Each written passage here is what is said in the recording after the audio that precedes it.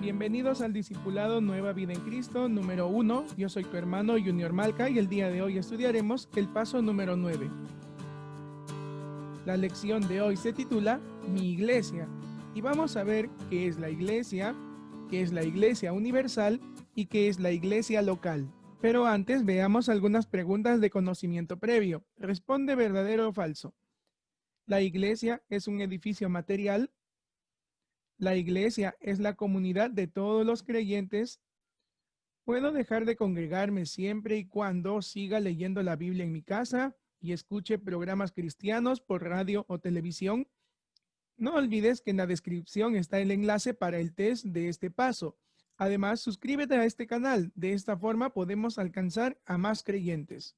Comencemos con el punto número 1, que es la iglesia. Y la primera mención de la iglesia está en Mateo 16:18, cuando Jesús dijo: y yo también te digo que tú eres Pedro, y sobre esta roca edificaré mi iglesia, y las puertas del Hades no prevalecerán contra ella. La palabra que Jesús emplea en este versículo para referirse a la iglesia es eclesía. Es una palabra griega que significa llamados afuera. Y esta palabra tiene sentido porque cuando en una ciudad se quería tomar alguna decisión, pregonaban eclesía. Entonces los encargados, los ancianos, salían de la ciudad para tener una reunión aparte de ella. Esto tiene un significado que nosotros hemos sido llamados fuera del mundo, pero va más allá de ser fuera del mundo, sino que no somos iguales que el mundo, sino que somos justificados, es decir, nuestros pecados han sido perdonados y ya no somos más culpables. Somos redimidos, es decir, comprados por la sangre de Cristo. Somos santificados, aunque no somos santos, pero por medio de la sangre de Cristo somos hechos santos delante del Padre. Somos adoptados, quiere decir que nuestro Padre es Jehová y Satanás no tiene potestad sobre nosotros. Somos salvados de la condenación del pecado y somos transformados, quiere decir que el Espíritu Santo nos enseña y podemos darnos cuenta del pecado, es decir, nuestro entendimiento ha cambiado. Somos renacidos, somos nueva criatura, ya no somos más como el mundo es. Por eso Romanos 12:2 dice: no conforméis a este mundo. Es decir, no ser del mismo molde, no ser igual a ellos. Somos llamados para no ser igual que el mundo. Resumiendo, la iglesia vendría a ser el conjunto de personas que manifiestan a Cristo ante el mundo, ante un mundo pecador y un mundo caído. Ahora veamos qué es la Iglesia Universal. Es el organismo sobrenatural del que Cristo es la cabeza. Cristo es el centro de la iglesia y está formada por todas las personas que han nacido de nuevo desde el Pentecostés hasta el arrebatamiento de la iglesia que estamos esperando. Esto se refiere a todos los creyentes verdaderos, no a los que dicen ser cristianos pero solamente son religiosos. Y la diferencia entre un creyente genuino y una persona que dice ser cristiano es que esta persona no está unida a Cristo. Jesús puso un ejemplo de esto cuando dijo: yo soy la vid, es decir, el tallo o el tronco, y vosotros sois los pámpanos. ¿Qué quiere decir esto? Que los pámpanos no pueden crecer si no están unidos a la vid, no pueden dar fruto. Entonces nosotros dependemos de Jesús y Él nos sustenta. Una persona que no acepta las palabras de Jesús y no acepta la palabra de Dios, entonces no está unida a ese tallo. Por lo tanto, no dará fruto. Está muerto. Ahora veamos algunos puntos importantes. En primer lugar, ¿con qué se compara a la iglesia? En 1 Corintios 12:27 dice: vosotros pues sois el cuerpo de Cristo y miembros cada uno en particular. En este versículo compara a la iglesia con el cuerpo de Cristo y cada uno de nosotros como un miembro en particular. Cristo es la cabeza de la iglesia. El cuerpo son todos los creyentes que conforman esta iglesia y cada uno de nosotros somos un miembro en particular, es decir, somos diferentes. Vamos a ver eso con más detalle. ¿Quiénes componen ese cuerpo? Es decir, la iglesia, según 1 Corintios 12:13. porque por un solo espíritu fuimos todos bautizados en un cuerpo, sean judíos o griegos, sean esclavos o libres, y a todos se nos dio a beber de un mismo espíritu. Y los que componen el cuerpo son todos los creyentes en Jesucristo, los que han sido regenerados por el Espíritu Santo. Punto número 3. ¿Qué ha dado Dios a los miembros de la iglesia según Romanos 12 del 4 al 8? Veamos estos versículos. Porque de la manera que en un cuerpo tenemos muchos miembros, pero no todos los miembros tienen la misma función, así nosotros, siendo muchos, somos un cuerpo en Cristo y todos miembros los unos de los otros. En estos dos versículos lo que nos está diciendo es que Cristo es la cabeza, nosotros somos el cuerpo, pero algo muy importante, no todos los miembros tienen la misma función. Continuemos el versículo. De manera que, teniendo diferentes dones, según la gracia que nos es dada, si el de profecía, úsese conforme a la medida de la fe, o si de servicio, en servir, o el que enseña en la enseñanza, el que exhorta en la exhortación, el que reparte con liberalidad, el que preside con solicitud, el que hace misericordia con alegría. Para responder a la pregunta, ¿qué ha dado Dios a los miembros de la iglesia? Bueno, a todos nos ha dado diferentes dones. ¿Y qué es un don? Es un regalo. ¿Y para qué es el regalo? Para usarlo. Veamos la sección para descubrir. Dios ha dado a cada creyente un don espiritual. Romanos 12, Efesios 4, 11 y Primera de Corintios capítulo 12 habla de los dones. Algunos de estos dones que allí se mencionan son servir, exhortar, fe, pastorear, mostrar misericordia, enseñar, dar, evangelizar, don de sabiduría y de presidir o de administrar. ¿Sabe usted cuáles son sus dones? Si su respuesta es sí, gloria a Dios. Pero si no, entonces usted debe orar a Dios y pedirle que le muestre cuál es su don. Una forma también práctica de saber cuál es mi don es involucrándome en el servicio de la iglesia o pidiéndole a los hermanos que le digan qué habilidad observan en usted. Puede preguntarle a su pastor o a un hermano de confianza, pero sobre todo, pídale al Señor que le muestre de qué forma quiere servirle a él y servirle también a la iglesia. Veamos ahora el punto número 4. ¿Quién es la cabeza de la iglesia? Efesios 4:15 dice, siendo que siguiendo la verdad en amor, crezcamos en todo en aquel que es la cabeza. Esto es Cristo. Cristo es la cabeza de la iglesia. Pero aquí quiero resaltar la frase, siguiendo la verdad en amor, crezcamos en todo. ¿Qué significa? Leamos este versículo en la versión de la Biblia de nuestro pueblo. Por el contrario, viviendo en la verdad y el amor, crezcamos hasta alcanzar del todo al que es la cabeza, a Cristo. En este versículo nos dice que debemos crecer, es decir, es un proceso que nosotros debemos de seguir para alcanzar a Cristo. En la versión de la Biblia al día dice más bien, al vivir en la verdad con amor, creceremos hasta ser en todo como aquel que es la cabeza, es decir, Cristo. Y en este versículo nos habla que nosotros debemos ser como Cristo y esa es nuestra medida de comparación. No compararnos con otro creyente o con otra persona, sino que debemos compararnos con Cristo, que es la cabeza de la iglesia. Veamos el punto número 5, según Efesios 1:12, ¿para qué existe la iglesia? A fin que seamos para alabanza de su gloria, nosotros los que primeramente esperábamos en Cristo. Aquí nos dice que la iglesia existe para alabanza de su gloria. ¿Y qué significa esto? Veamos este versículo en la versión del Nuevo Testamento de Arcos y Fernández, que dice, así nosotros, los que antes esperábamos en Cristo, seremos un himno viviente a la gloria de Dios. Mira la palabra, seremos un himno viviente. ¿Y qué es un himno? Es una alabanza al Señor. ¿Y qué hace un himno? Comunica. ¿Y qué quiere que comuniquemos? Y quiere que comuniquemos la santidad de Dios. Y es que a Dios no le agrada el pecado.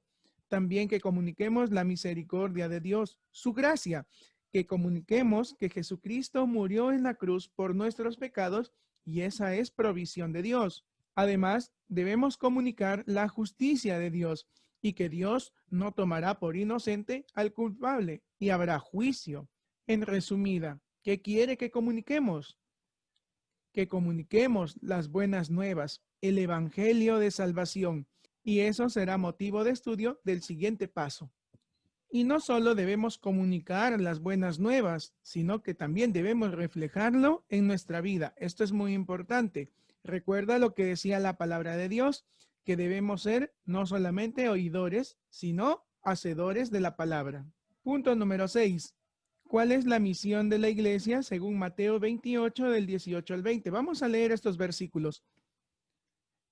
Y Jesús se acercó y les habló diciendo, toda potestad me es dada en el cielo y en la tierra. En este versículo nos habla de la autoridad que tiene Jesús. Versículo 19. Por tanto, id y haced discípulos a todas las naciones, bautizándolos en el nombre del Padre y del Hijo y del Espíritu Santo. En este versículo hay dos mandatos.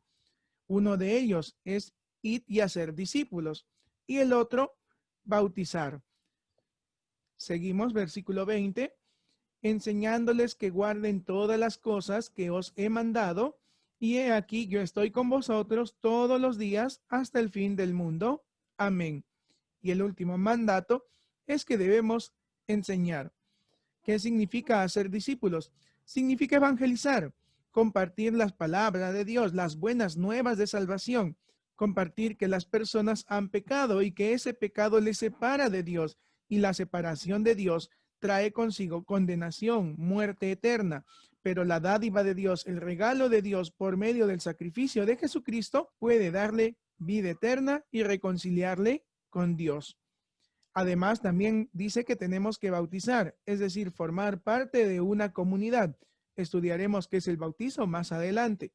Y por último, enseñar. Y enseñar hace referencia al discipulado, lo que estamos estudiando ahora. También a otros cursos que podamos llevar en nuestra iglesia o en cursos futuros que se realizarán en este canal. Con esto hemos concluido nuestro estudio de la Iglesia Universal. Ahora estudiaremos qué es la iglesia local.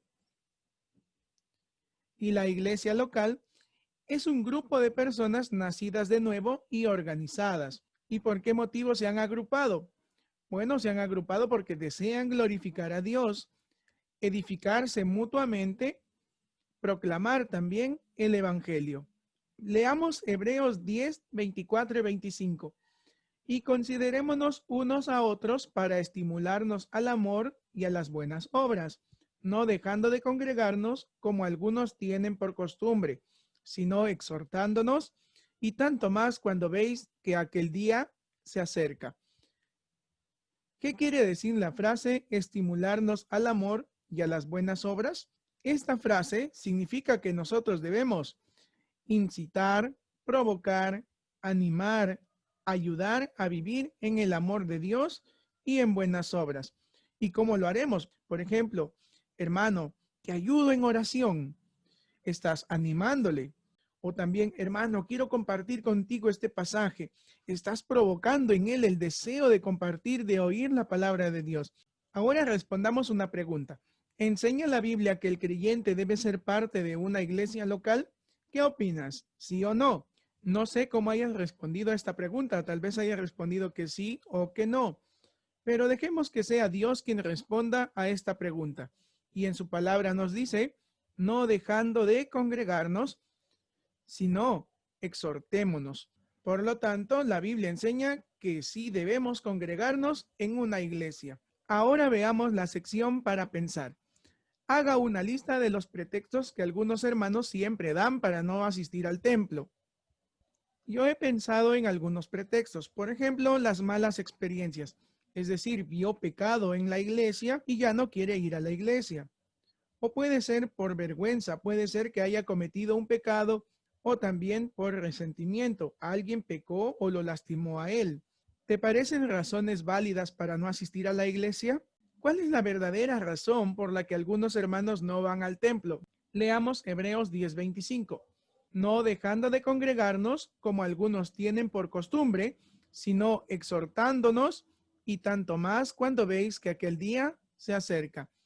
¿Por qué no quieren asistir al templo? Y la clave de este versículo para responder a la pregunta es la exhortación.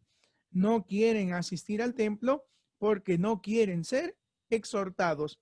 Un momento, ¿cómo es esto? Es que ellos están en pecado. ¿Pero por qué están en pecado? Porque si dejan de asistir a la iglesia por las malas experiencias, porque de repente vieron un pecado, están sufriendo de indiferencia y de orgullo. Creen que ellos no son tan pecadores como los otros y por lo tanto no merecen estar en la iglesia. Están en pecados por causa de la vergüenza, porque no reconocen su pecado. Hay orgullo en ellos o de repente no han creído en el perdón de Dios. Y el resentimiento también es pecado porque nos habla de falta de perdón. Es por ese motivo que no quieren ir a la iglesia porque están en pecado y no quieren ser exhortados. En el punto número 8, ¿qué otras cosas hacían juntos los creyentes en la iglesia de Jerusalén, según Hechos 2:42? Y perseveraban en la doctrina de los apóstoles, en la comunión unos con otros, en el partimiento del pan y en las oraciones. Hay 4 cosas que los creyentes en la iglesia de Jerusalén hacían juntos, y es que ellos perseveraban en la doctrina, comunión, en el compartir y en la oración. ¿Y cómo perseveraban en la doctrina? Es decir, perseveraban en el conocimiento de Dios, perseveraban, ellos anhelaban cada día conocer más de Dios, escudriñaban su palabra. Y si tú estás siguiendo esta lección, tú eres un perseverante en la doctrina. También perseveraban en la comunión, es decir, en la unidad de la fe, un solo pensamiento, todos tenían el mismo sentir, ir al templo para adorar al Señor y no en ir a la iglesia para conseguir un beneficio personal o para conocer a alguien. Perseveraban en el compartir, es decir, en la amistad, en la hermandad, y perseveraban en la oración, es decir, buscando la fortaleza, el ánimo, el vivir de una forma santa, animándonos unos a otros. Estimado hermano, al ser miembro de la iglesia, usted debe ayudarla. ¿En cuáles maneras podría ayudar a su iglesia? Gálatas 6:2 dice, sobrellevad los unos las cargas de los otros y cumplid así la ley de Cristo. La versión de la Biblia de nuestro pueblo dice, ayúdense mutuamente a llevar las cargas y así cumplirán la ley de Cristo. ¿Y cómo podría ayudar a la iglesia? Llevando las cargas de otros, animándolos. Si ves a un hermano que está decaído, ve y dile, hermano, te ayudo en oración. O si ves a algún hermano necesitado, ayudándole también, llevando las cargas de otros. Gálatas 6:10 dice, así que según tengamos oportunidad, hagamos bien a todos y mayormente a los de la familia de la fe. Es decir, debemos hacer el bien, ayudar. Primera de Pedro 4:10. Cada uno, según el don que ha recibido, ministrelo a los otros como buenos administradores de la multiforme gracia de Dios. En este versículo nos dice que nuestros dones debemos ministrarlo a los otros, es decir, poner nuestros dones al servicio de nuestra iglesia. Y segunda de Corintios 9:7, cada uno dé como propuso en su corazón, no con tristeza ni por necesidad, porque Dios ama al dador alegre.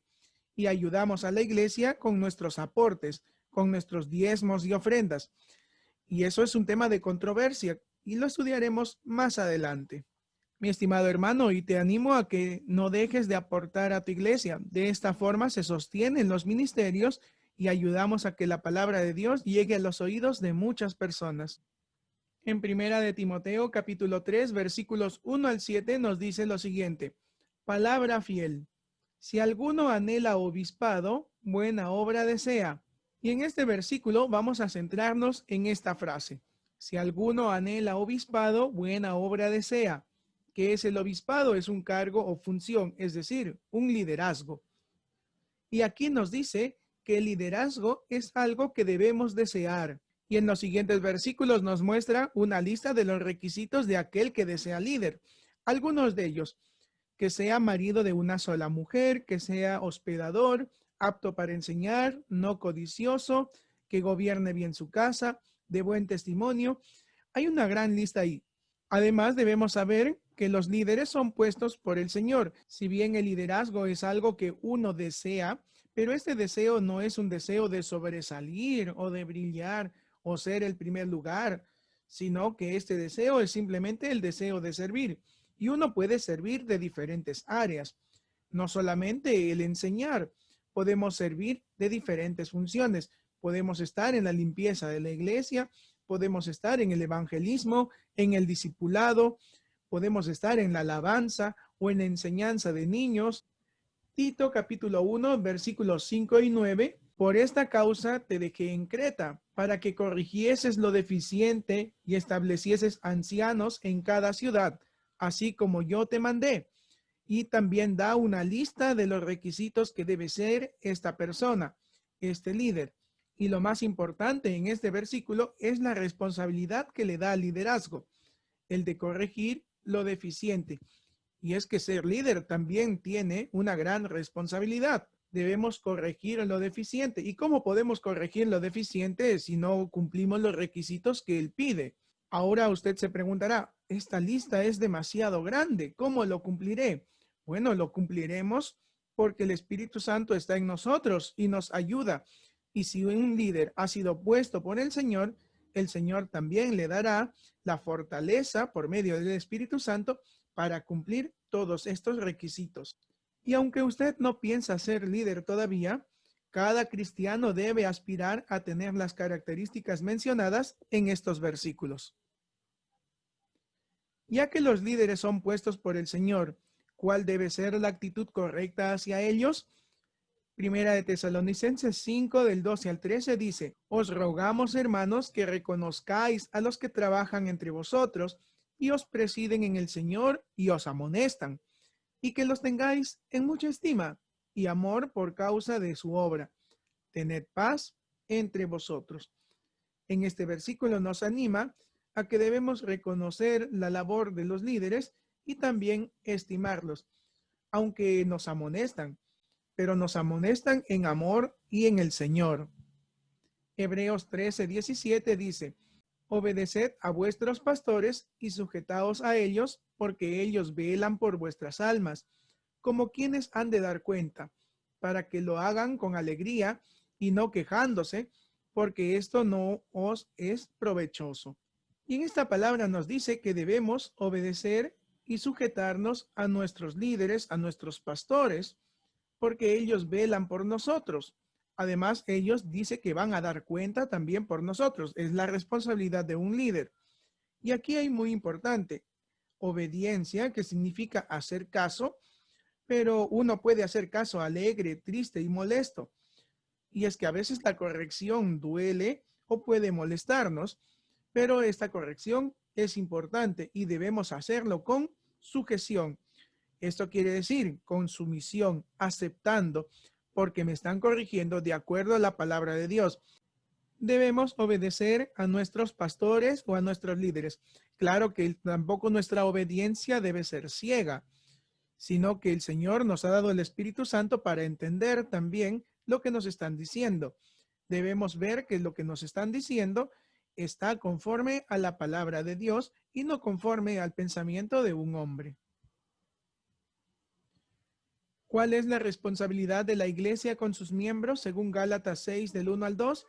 Hermanos, si alguno fuere sorprendido en alguna falta, vosotros que sois espirituales, restauradle con espíritu de mansedumbre, considerándote a ti mismo, no sea que tú también seas tentado.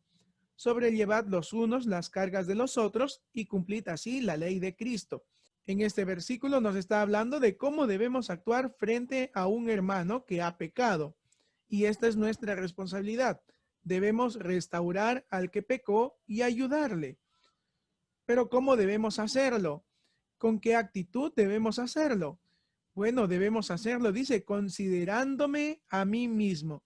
Es decir, ponte en la posición de él. No vayas a pensar, no, yo no soy así. Yo soy lo suficientemente espiritual o maduro para no caer en pecado. Recuerda lo que dice la palabra de Dios. Si alguno dice estar firme, mire que no caiga. Nadie está libre de ser tentado. Y si nos confiamos, entonces podemos pecar. ¿Y cómo debemos actuar? Considerándome a mí mismo y restaurar al que ha pecado. Para terminar, la iglesia, por ser una familia, tiene la responsabilidad de velar por el bienestar de sus miembros. Hay momentos en que la disciplina es necesaria para conservar el testimonio y la pureza de la iglesia. Es un acto de amor y de preocupación hacia los miembros de la iglesia. Claro, queremos que ellos estén bien con el Señor. Dice, estimularnos al amor. Recuerda que la disciplina es una de las cosas que Dios usa para estimularnos al amor y a las buenas obras. Finalmente, para responder a las preguntas de conocimiento previo, ¿la iglesia es un edificio material? Falso. La iglesia somos todos los que hemos recibido a Cristo en nuestro corazón y vivimos conforme a su palabra. La iglesia es la comunidad de todos los creyentes. Verdadero. ¿Puedo dejar de congregarme siempre y cuando siga leyendo la Biblia en mi casa y escuche programas cristianos por radio o televisión? Falso. La palabra de Dios nos anima a no dejar de congregarnos.